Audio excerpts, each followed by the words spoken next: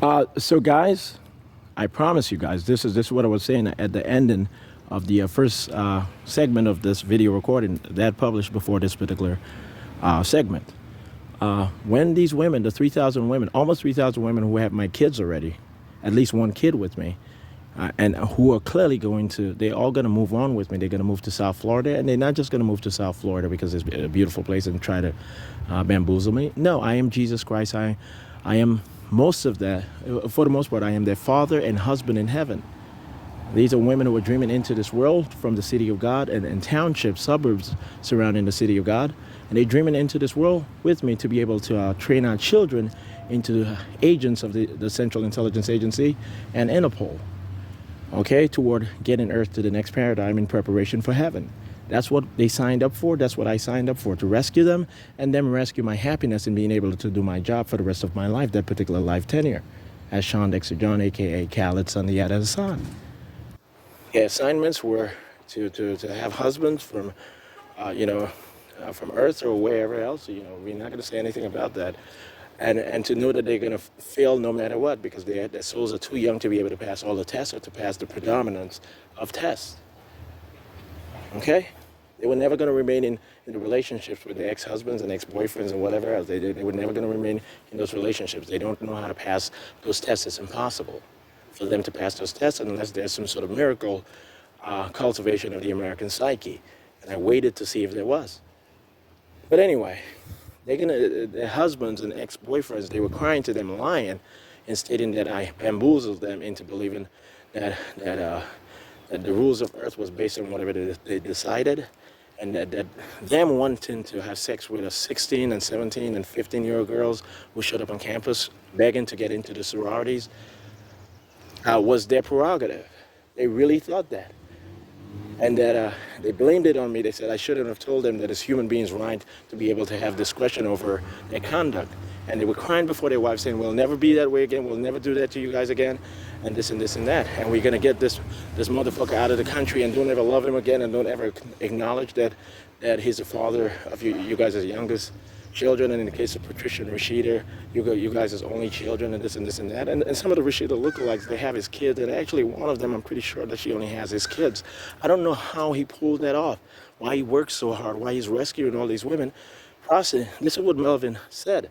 Prostitution only makes sure that a woman knows that she's supposed to be at home all day long with her wife. We only punish our wives that way because we have no other choices, or these white men are gonna, cut our legs off or something like that. This is what Melvin O'Day said. Okay, so the white men who allowed them to become that bad, the white men who allowed them to become that bad, and them for becoming that bad pathologically, and in oppressing other people, including myself, as they perceived, made that sort of determination, the judgment that we rendered, myself and the rest of the CIA's management, competent and just and necessary, and all that actually made sense if you were to provide scientific scrutiny. But anyway, they're going to move down here to me. They're going to move with me to South Florida for the majority of them, of these women that I have kids with, and we're going to continue having kids. We're going to bring our children into this world. And I do have kids via conventional means, sexual intercourse, and me being kind to these women as their household partner, and them taking me seriously and believing me after I show them the things I'm going to show them when I take them to spaces in correspondence with heaven that will allow them to know for a fact that I'm not a liar, that I am Jesus Christ, God, their Lord and Savior to everyone, but in secret at least, their husband and father in heaven. Okay? I have children, royal children, 10,000 children in the city of God, and angels in the second dimension. It's a governing sector over this universe, especially Earth and outer space itself. And I have children with women in the township, the suburbs of the city of God and angels. Michelle Obama is from the townships and so forth.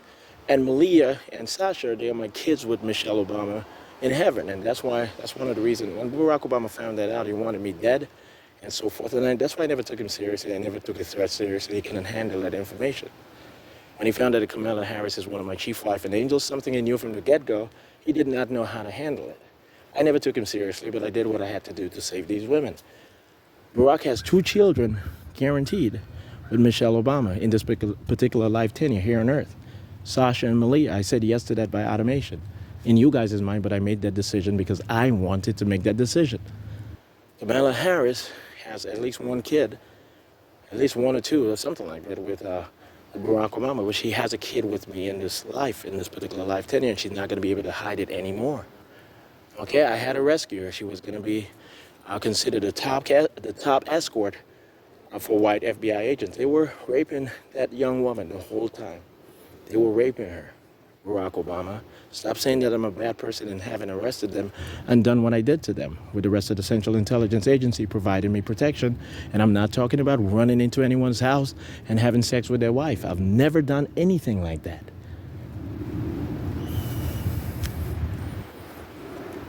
They kept saying that's the only way a black woman can gain any sort of celebrity or any sort of political power is by being an escort, a sex work servicer to white men of the federal government.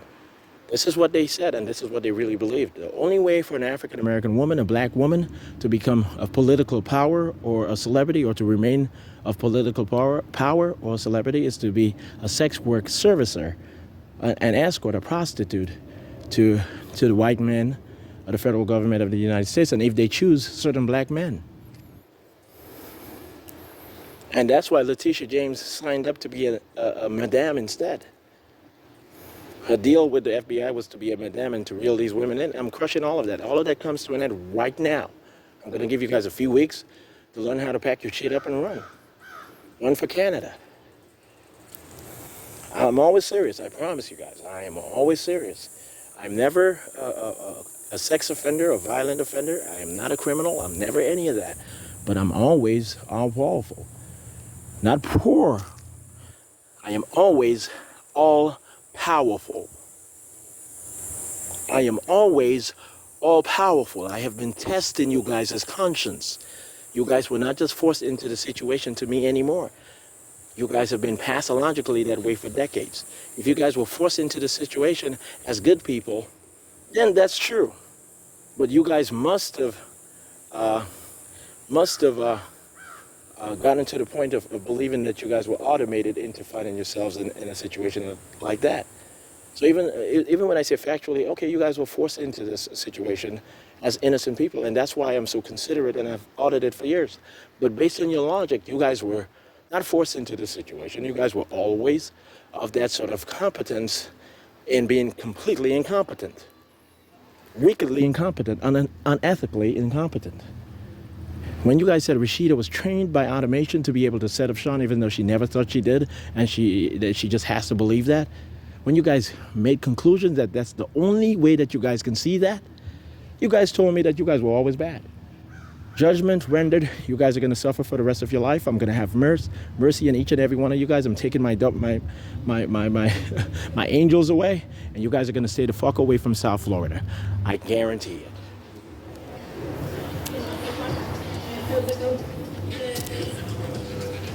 Okay, so you guys are not going to say that's a schizophrenic logic. You guys are going to listen to this over and over and over again, and you guys are going to say that's a clear sign of genius.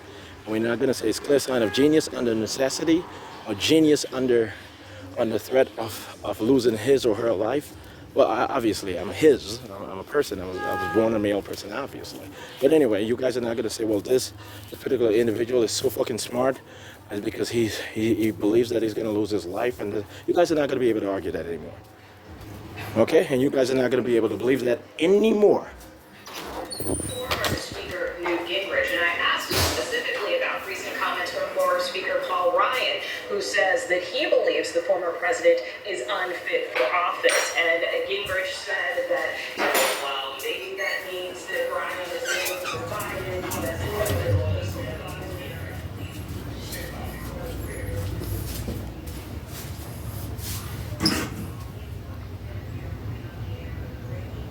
Okay, guys? I want you guys to know exactly what I mean.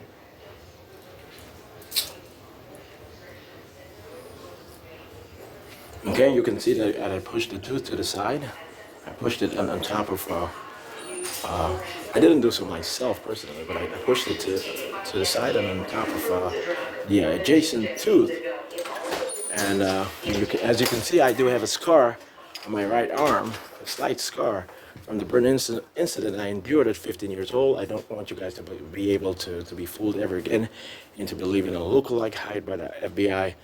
I was the real person writing, authoring my work, or was the real person who actually attended 4 years at Howard University and took every course and passed every course and started out with flying colors, just as I got all A's in high school for the most part. And I don't want you guys to get in the way of reality ever again, because we have a lot of work to do, and it's only progressive work. And when I speak progressive, I'm not saying that conservatism or evangelicals are yeah, that's what. Yeah, I did speak with my dad, and my father was saying that conservatives and evangelicals are bad people. So when you say progressive, they automatically think that you're speaking about liberals. No, when I say progressive, in this specific context, I'm clearly speaking about progressing the world, humanity in its totality. When I'm speaking of progressive or modern liberals, it's clear as day that's what I'm speaking of. I don't want you guys to get in the way of comprehending that reality, because it was easily decipherable before. I don't know why all of a sudden you guys are over scrutinizing what I'm writing and what I'm saying. We have a lot of work to do. Okay? We have a lot of work to do. Watch different states pass different laws. I have major concerns. Louisiana is